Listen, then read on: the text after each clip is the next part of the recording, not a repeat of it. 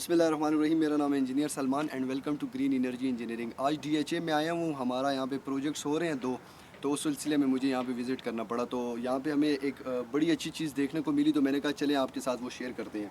आप ये देख सकते हैं, ये 40 kW का ट्रांसफार्मर है। ये भी है, वो भी है, पीछे भी दो लगे हुए हैं और हर यहाँ पे जितनी भी बड़े बड़े रोड्स हैं वहाँ पे ये लगे हुए हैं। ठीक है, आप कैमरे में देख सकते हैं।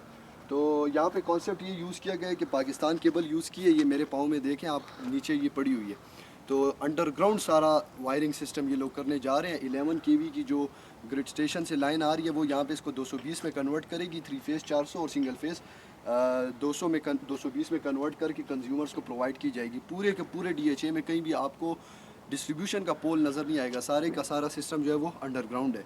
तो हमारी पाकिस्तान में भी मुख्तलिफ़ कंपनीज़ जो हैं वो प्रपोजल्स गवर्नमेंट को पेश करती रहती हैं कि जितनी भी हमारी बाकी जो सोसाइटीज़ नहीं है, आम घर हैं, वहाँ पे जितनी भी डिस्ट्रीब्यूशन हुई हुई है उसको भी अंडरग्राउंड करने की ज़रूरत है। तो आप देख सकते हैं उसकी प्रैक्टिकल मिसाल यहाँ पे है। यहाँ पे जो ए सेक्टर है वहाँ पे लोगों को इसी अंडरग्राउंड डिस्ट्रीब्यूशन सिस्टम के ज़रिए से बिजली प्रोवाइड कर दी गई है। ये बिल्कुल प्रैक्टिकल वे है कि अंडरग्राउंड सिस्टम बहुत ज़्यादा कामयाब है।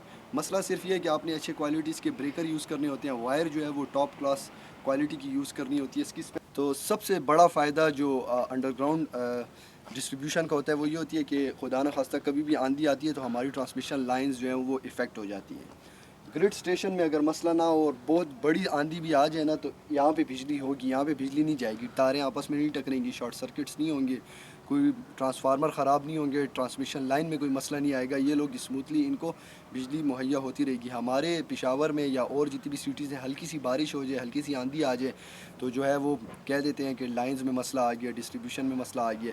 तो इसका सबसे बड़ा फ़ायदा ये है। दूसरा फ़ायदा जो मैं आपको बताता हूँ वो ये है कि सारी की सारी वायर जो है वो अंडरग्राउंड है। तो उसका फ़ायदा ये है कि यहाँ पे जो हमारी ट्रांसमिशन के डिस्ट्रीब्यूशन के लॉसेस होते हैं वो हीट की वजह से होते हैं। ठीक है, तो आपको तो पता है ज़मीन के नीचे अगर हम चले जाएं तो जिस तरह आपके घरों में तखाना जो है वो ठंडा होता है, इसी तरह से ये वायर जो है ये जितनी अंडरग्राउंड रहेगी इसका टेम्परेचर कंट्रोल रहेगा, तो हीट लॉसेस इसके अंदर कम से कम होंगे।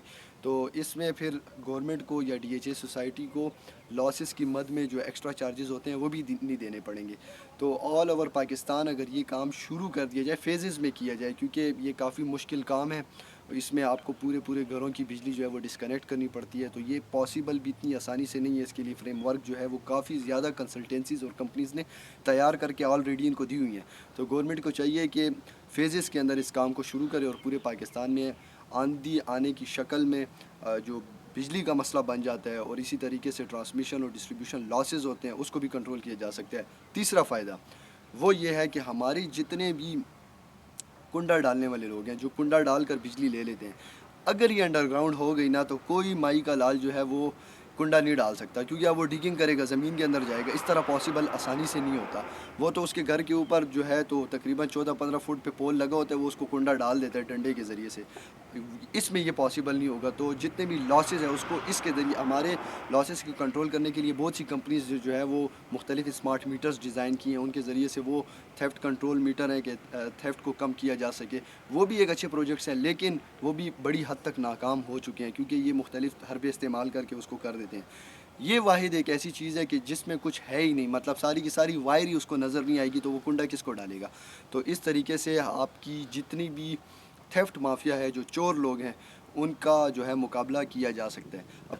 स्पेसिफिकेशंस अगर मैं आपको इसकी बताऊं, यहाँ पे 11 kV की लाइन आएगी इसके अंदर। ठीक है, और जो रेटेड करंट है इसका 630 एम्पेयर है। 50 हर्ट्ज इसकी फ्रिक्वेंसी। ब्रेकिंग कैपेसिटी इसकी जो है वो 40 किलो एम्पेयर है। ठीक है, तो काफ़ी ज़बरदस्त तरीके से इसके ऊपर काम हो रहा है, हो भी चुका है। ए सेक्टर कंप्लीट हो गया है, बी और सी सेक्टर में भी इन्होंने अभी लगा दी है इसको, और इसकी इम्प्लीमेंटेशन होना बाकी है। तो डीएचए पेशावर जो है वो काफ़ी तेज़ी के साथ ग्रो कर रहा है। यहाँ पे बहुत ज़्यादा काम है, अल्हम्दुलिल्लाह काफ़ी लोग इसकी तरफ आ रहे हैं।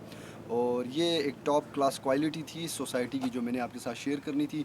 बाकी सोसाइटियों में ये चीज़ होती नहीं है, तो उनको भी उस तरफ जाना चाहिए। और पाकिस्तान में जितना भी सिस्टम है उसको अंडरग्राउंड करने की हमें ज़रूरत है। अपनी दुआओं में सलमान को याद रखें, ग्रीन एनर्जी को याद रखें। इंशाल्लाह मिलते हैं नेक्स्ट वीडियो में, तब तक के लिए अल्लाह हाफिज़।